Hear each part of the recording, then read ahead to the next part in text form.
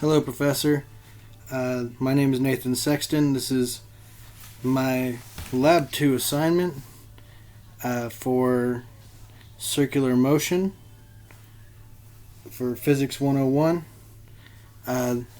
This is a pretty simple lab that we're going through for centripetal force.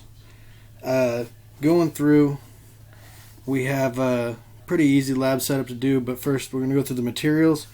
You need an aluminum tube, which we have here. I got it all pre-set up. And then we're going to need 5 washers, 1 meter fishing line, a tape measure, a stopwatch, which I used my phone for this, and scissors, and a permanent marker to mark the spots on the line as well for the radius. And this experiment, it's all about investigating the magnitude of how different radius affects the time period of an object with circular motion. So first off, you measure 1 meter of your actual fishing line.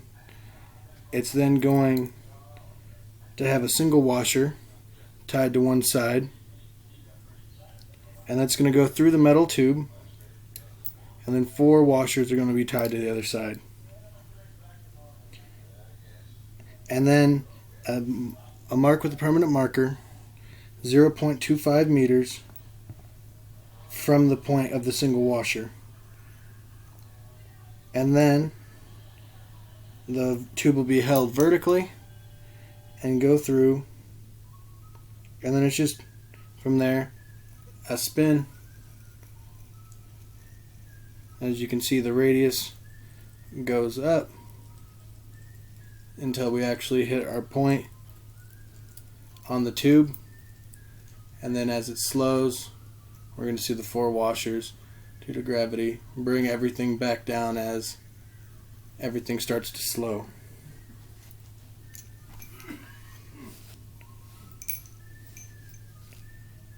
Alright, so we're going to be making 15 revolutions once I actually hit the point of 0.25 meters.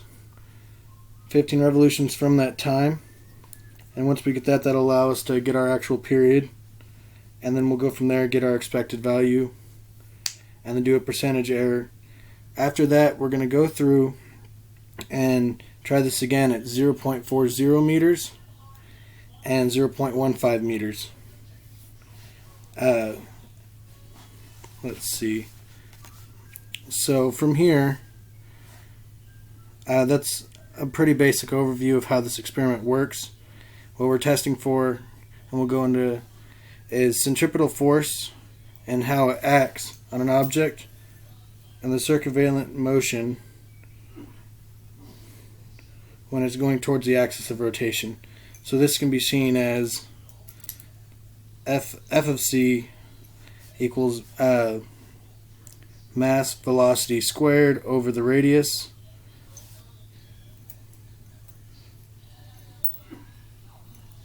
And it'll help us get our answer from here. Again, this is a pretty simple thing to set up.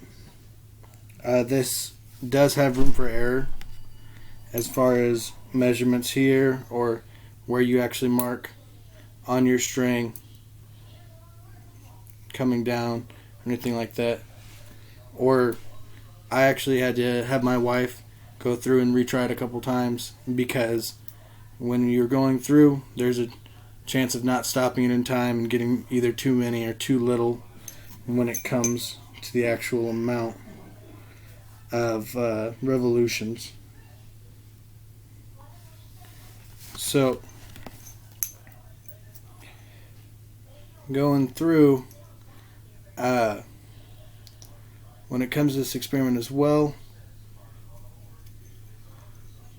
there's also human error when it comes to where you're marking or anything like that as well, that I've noticed that is possible.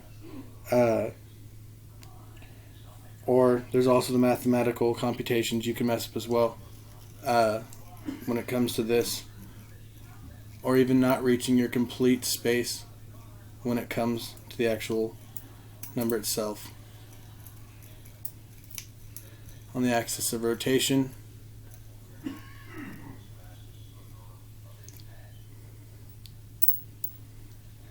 Now that we've gone through and done this, I'm going to go through and get the workbook done, and we'll see what we get as far as the actual rotational data. What I'm expecting from this is, when it comes to the magnitude of the radius, I expect it as it's larger for the period to actually be over a longer period of time, because there's a longer time for it to go around the radius. Even with the so I expect 0.15 to be the shortest period, with 0.25 being next, and then 0.40 being the most. I look forward to showing you my results in the workbook. Have a nice day.